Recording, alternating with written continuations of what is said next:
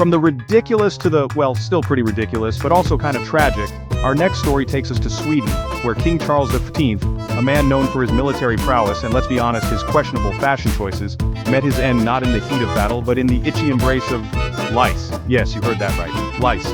Those tiny blood-sucking parasites that have plagued humanity since, well, probably since we lived in caves and wore animal skins. Now, King Charles the Point wasn't exactly known for his hygiene. He was a warrior king, more comfortable on the battlefield than in a bathtub. He saw personal grooming as a sign of weakness, a distraction from the serious business of war and conquest.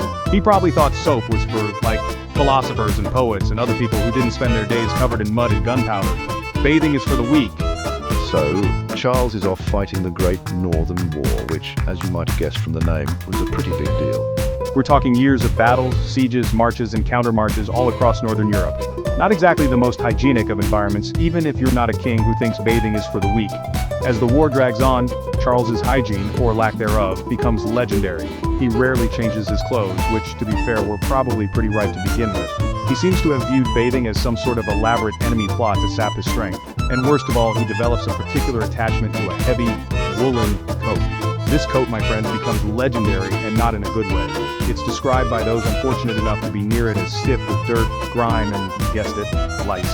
We're talking a whole ecosystem of lice living their best lives in the warm, woolly folds of this regal garment. Now, you might be thinking, okay, a lousy coat is pretty gross, but how does that kill a king?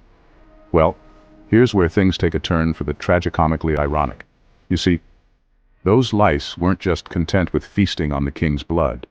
They were also carrying a nasty little disease called typhus. Typhus, for those of you lucky enough to have never encountered it, is a fever-inducing, headache-causing, muscle-aching, potentially fatal disease spread by, you guessed it, lice. And it's not exactly a quick and painless way to go. We're talking weeks of misery, delirium, and suffering. So in a cruel twist of fate, King Charles XIV, the warrior king, the man who laughed in the face of danger, the man who thought bathing was for wimps is brought down by a tiny, blood-sucking parasite and a coat that probably could have walked itself to the laundry pile. The moral of the story? Even kings need to do their laundry, and maybe take a bath every now and then. After all, cleanliness is next to godliness, or at least it might save you from a lousy fate. So remember folks, even the mightiest of kings can be brought low by the tiniest of creatures.